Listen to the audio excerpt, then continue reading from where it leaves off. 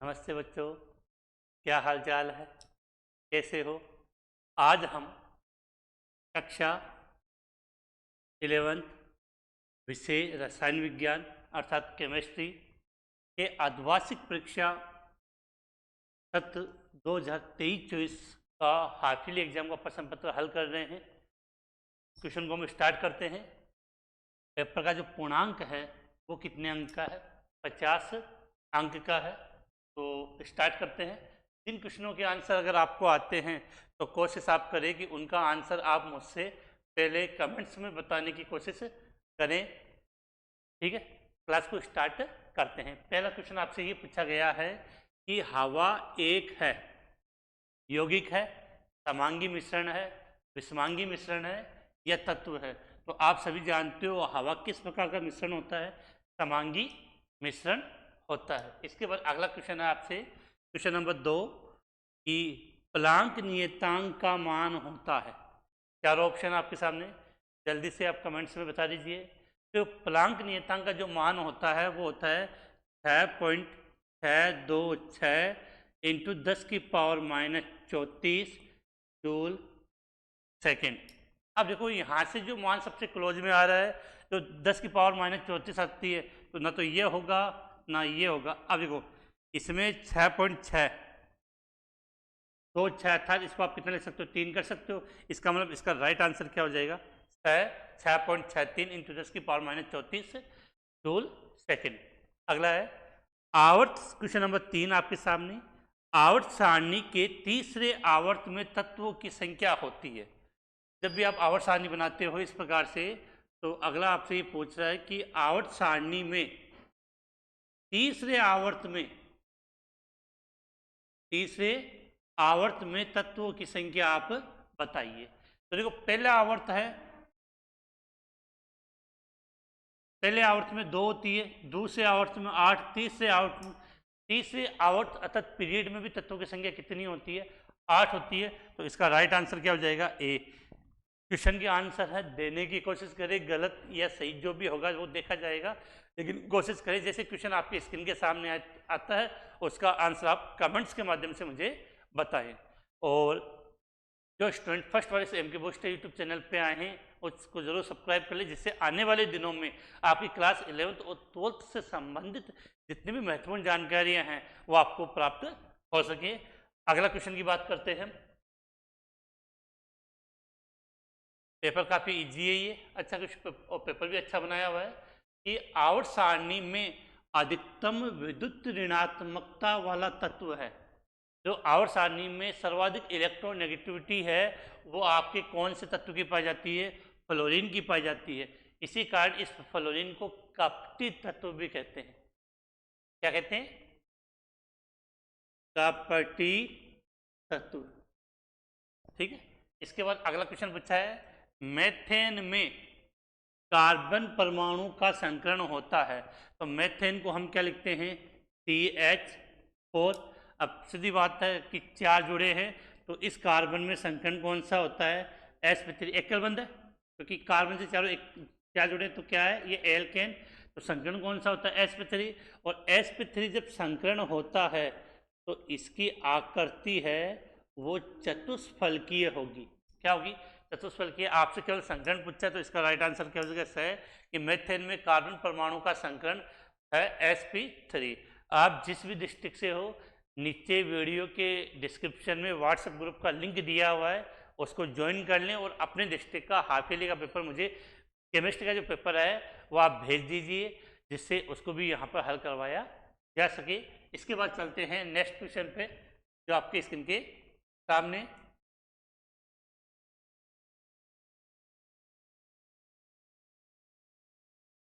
अगला क्वेश्चन काफी अच्छा पूछा गया है कि निम्न में से किस यौगिक में हाइड्रोजन बंध नहीं होता है? नहीं होता है। देखो हमने पढ़ा था ये हाइड्रोजन बंध कब बनता है? जब हाइड्रोजन परमाणु फ्लोरीन, ऑक्सीजन और नाइट्रोजन के मध्य हो। फ्लोरीन, ऑक्सीजन और नाइट्रोजन के मध्य हो, वहां पर हाइड्रोजन बंध बनता है। इसके अलावा हाइड्रोजन बंध नहीं बनता है। देखो यहाँ नाइट्रोजन है, इसमें ऑक्सीजन है, फिनोल है, ये वैसे स्ट्रक्चर इन्होंने सही नहीं बनाई है, यहाँ पे स्ट्रक्चर इस प्रकार से होगी, ये फिनोल है, यहाँ पर भी ऑक्सीजन है, इसमें कुछ भी नहीं है, तो राइट आंसर क्या हो जाएगा HCl। तो निम्न में से किस यौगिक में हाइड्रोजन बंद नहीं होता है, इसका आंसर क्या दोगे, HCl हो जाएगा। अगला, थर्मस फ्लास्क में रखा गर्म दूध किस प्रकार का निकाय है। देखो बेटा, अपनी जो फ्लास्क की बात होती है तो वो जो सिस्टम होता है, तंत्र होता है, उससे ऊर्जा तथा पदार्थ द्रव्य का आदान प्रदान नहीं करता है, और ऐसे तंत्र को हम क्या बोलते हैं, विलगित निकाय। क्या बोलते हैं, विलगित निकाय। इसके बाद आपसे पूछा गया है कि ऑक्सीकरण में परमाणुओं द्वारा इलेक्ट्रॉन का होता है। ऑक्सीकरण में परमाणु द्वारा, एक मिनट इसको थोड़ा क्लियर कर लेते हैं। तो अब यहां समझते हैं कि आप सभी पढ़ते हैं, हम पढ़ते हैं रेडॉक्स रिएक्शन। रेडॉक्स रिएक्शन, और रेडॉक्स रिएक्शन दो प्रकार की होती है, एक तो होती है आपकी ऑक्सीडेशन, दूसरी होती है आपकी रिडक्शन। ऑक्सीडेशन को आप हिंदी में क्या बोलते हो, ऑक्सीकरण, और रिडक्शन को आप हिंदी में बोलते हो अपचयन। अपचयन क्या बोलते हैं, अपचयन। अब यहां से आपको ये याद करना होता है कि जो ऑक्सीकरण अभिक्रिया होती है उसमें इलेक्ट्रॉन का क्या होता है, त्याग होता है। इलेक्ट्रॉन को डोनेट किया जाता है, ऑक्सीकरण अभिक्रिया में इलेक्ट्रॉन को डोनेट किया जाता है, और अपचयन अभिक्रिया में इलेक्ट्रॉन को ग्रहण किया जाता है। तो केवल क्वेश्चन का आंसर में टिक की नहीं, उसको पूरा समझना है। तो पोर्शन पूछा गया था आपके कि ऑक्सीकरण में परमाणु द्वारा इलेक्ट्रॉन का होता है, तो सीधी बात है कि त्याग होता है, त्याग का मतलब निष्कासन हो जाएगा। तो इसका राइट आंसर क्या हो जाएगा, आपका ए, निष्कासन। अगला, निम्न में से कौन सा यौगिक कार्बनिक यौगिक नहीं है। देखो, यूरिया का फॉर्मूला क्या होता है, H2N C double bond O NH2। इसको हम क्या बोलते हैं, यूरिया। CH3OH, ये किसका फॉर्मूला, फॉर्मूला लिखा हुआ है आपके सामने, मेथिल एल्कोहल का। किसका है, मेथिल एल्कोहल का। अगला, ग्लूकोज C6H12O6, और कार्बन डाइऑक्साइड CO2। आप देखोगे सभी के सभी फॉर्मूले में कार्बन है, फिर भी आपकी कंफ्यूजन होगा, तो याद रखना कार्बन डाइऑक्साइड को हम कार्बनिक यौगिक के रूप में नहीं मानते हैं। इसके बाद अगला क्वेश्चन है, एन ब्यूटेन और आइसोब्यूटेन क्या है। श्रृंखला समावेशी है, स्थिति समावेशी है, मध्यवी है, ये चला व्यवस्था समय होता है। तो देखो बेटा, एन ब्यूटेन होता है, उसमें 4 कार्बन की श्रृंखला होती है, आइसोब्यूटेन में 3 कार्बन की। देखो, एन ब्यूटेन की बात करें तो एन ब्यूटेन का फॉर्मूला क्या होता है, CH3 CH2 CH2 CH3, ये तो हुआ एन ब्यूटेन। आइसोब्यूटेन की बात करें तो CH3 CH CH3 CH3। अब देखो कि दोनों का अणुसूत्र सेम है। यहाँ कितने कार्बन की श्रृंखला है, 4 कार्बन की, और यहाँ जो श्रृंखला बनी है वो कितने कार्बन की बनी है, 3 की। तो ये कैसा समावेशी है, श्रृंखला समावेशी है। इसके बाद चलते हैं नेक्स्ट क्वेश्चन पे।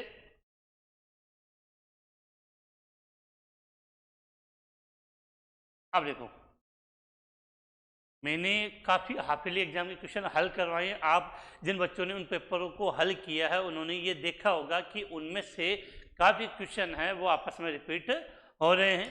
तो अगला है कि 11.720 में सार्थक अंकों की संख्या होती है। देखो, तो इसकी सार्थक अंक की संख्या कितनी हो जाएगी, 5 हो जाएगी। अगला, मोलरता ज्ञात करने का सूत्र लिखें। बार बार क्वेश्चन ये रिपीट हो रहा है। कौन सा क्वेश्चन, मोलरता ज्ञात करने वाला क्वेश्चन बार बार रिपीट हो रहा है। इसका फॉर्मूला सूत्र पूछा है तो क्या हो जाएगा, मोलरता को हम किससे रिप्रेजेंट करते हैं, कैपिटल M से। फॉर्मूला क्या होता है, WB इंटू 1000 बट्टे में MB, और यहाँ पर VS, बिलियन का आयतन हमने किस में लिया है, ml में। अब देखो, जब भी आप फॉर्मूला ऐसे लिख कर आते हो तो उसके बारे में पूरा बता के आओगे कि M तो क्या है आपका, मोलरता। कैपिटल M किसको रिप्रेजेंट कर रहा है, मोलरता को रिप्रेजेंट करता है। WB है वो क्या है आपका, विलेय का बाहर। एमबी क्या है? विलेय का मोलर द्रव्यमान। और वीएस मैंने यहां पर क्या लिखा है? विलयन का आयतन। और विलयन का आयतन हमने किसमें लिया है? एमएल में। तो पूरे फॉर्मूले को हमने कितने से मल्टीप्लाई कर दिया? 1000 से। क्लियर है? इसके बाद आपसे पूछा गया है CO2 का मोलर द्रव्यमान ज्ञात करो। काफी अच्छा क्वेश्चन है।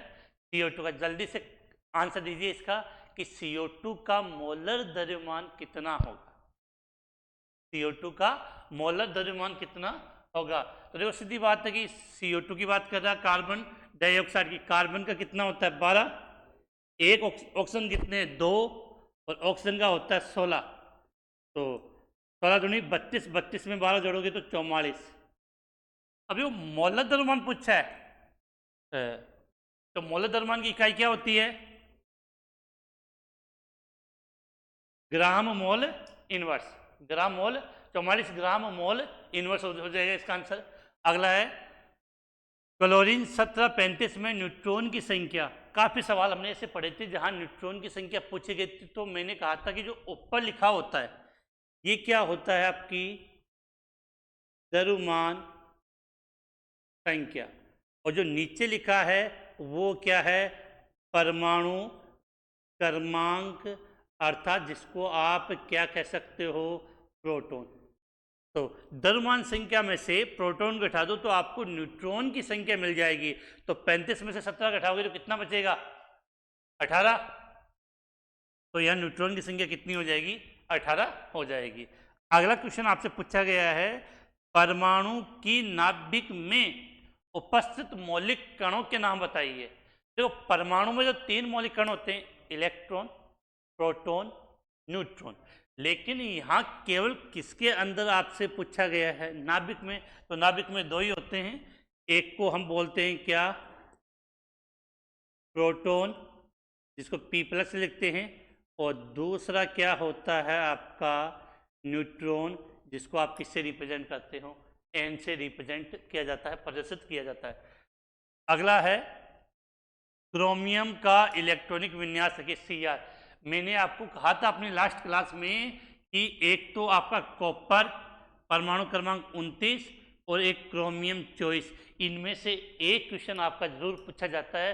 और आप लगभग हाफ ईयरली जो अलग अलग डिस्ट्रिक्ट के हाफ ईयरली पेपर उठा के देख लीजिए, उन सब में आपको ये क्वेश्चन मिलने वाला है। तो समझते इसको?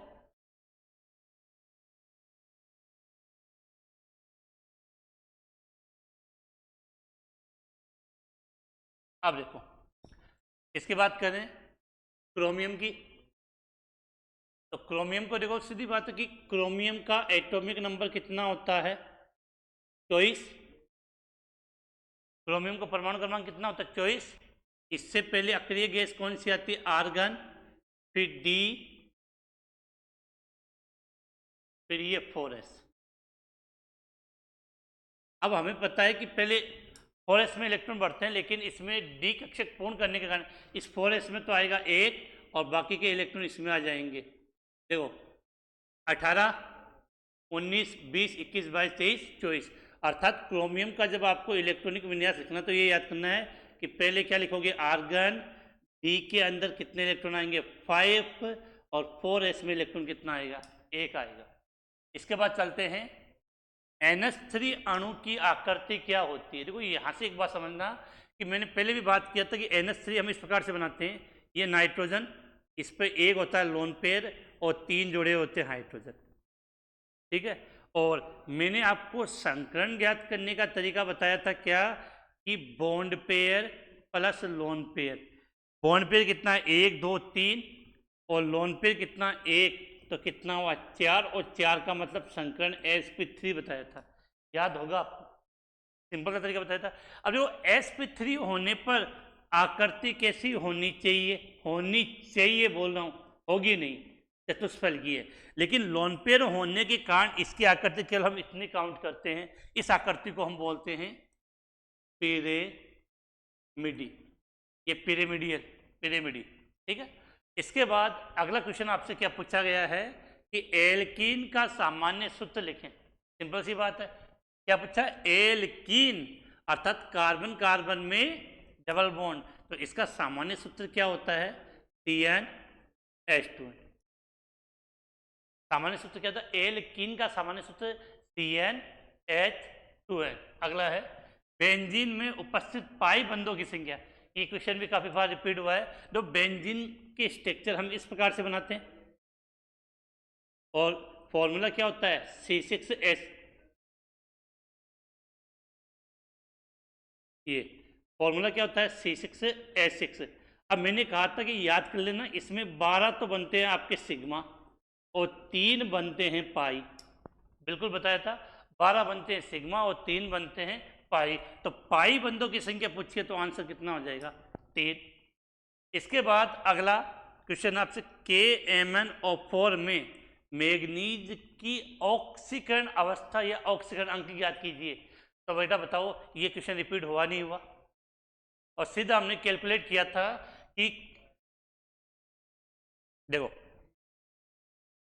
KMnO4 की बात है तो KMnO4 पोटेशियम का होता है +1, मैग्नीज का ऑक्सीजन ज्ञात करना, उसको क्या माना? X।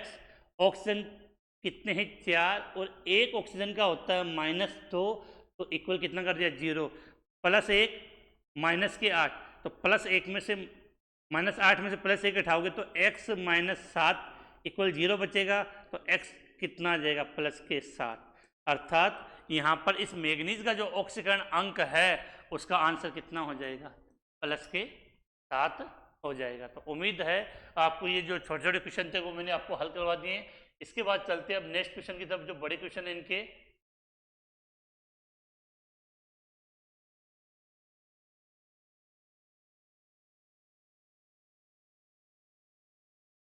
एक मिनट,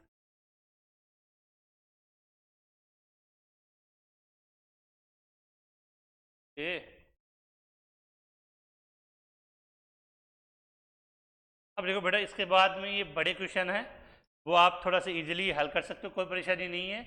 इसके अंदर आपसे ये पूछा गया है कि ये बड़े क्वेश्चन है, परमाणु भार को परिभाषित कीजिए। तो आप इनका स्क्रीनशॉट लेके इनको आप हल इजीली कर सकते हो। नेक्स्ट क्लास में हम कोशिश करेंगे जब टाइम मिलेगा तब इस पूरे पेपर को हम यहाँ से हल करें। एक बार आप इनका स्क्रीनशॉट लेकर इनको नोट कर सकते हो। कितने इजी क्वेश्चन आपसे पूछे गए हैं।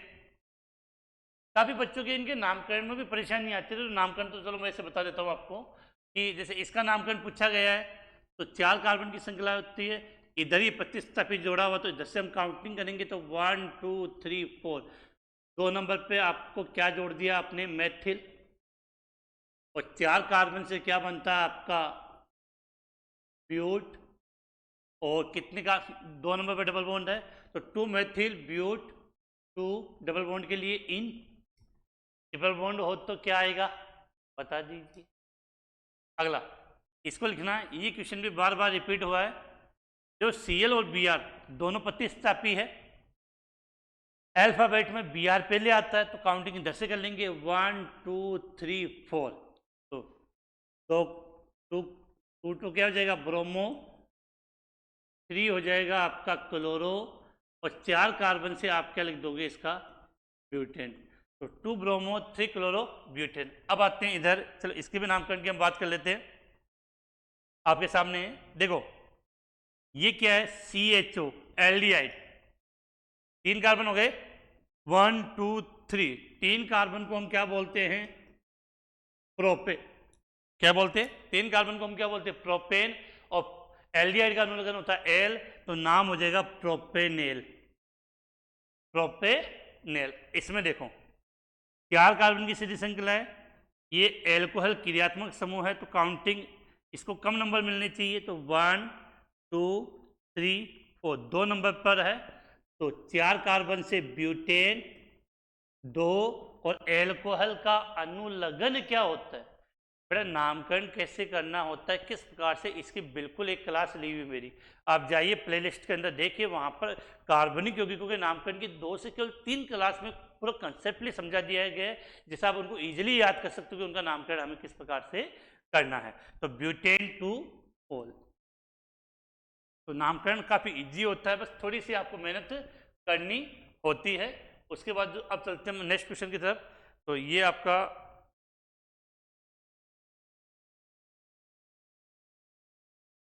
ये और बड़े क्वेश्चन है जो चैप्टर नंबर ये 2 से पूछा गया है। तो काफ़ी आप अगर इनको लिखकर इनकी प्रैक्टिस करोगे तो काफ़ी अच्छा स्कोर कर पाओगे। और जितनी सीधी बात है कि केमिस्ट्री है वो आपकी प्रैक्टिस पर आधारित है, जितनी आप प्रैक्टिस करोगे उतना आपका ये क्वेश्चन हो पाएंगे। इसके साथ ये आपका पेपर यहाँ पर आ चुका है। नेक्स्ट क्लास में कोशिश करेंगे कि जब टाइम मिल जाए तो बड़े वाले क्वेश्चन भी हम हल कर सके। ज़्यादा प्रॉब्लम आपके छोटे वाले क्वेश्चनों में आती है। इसी के साथ आज की इस क्लास को हम यही समाप्त करते हैं।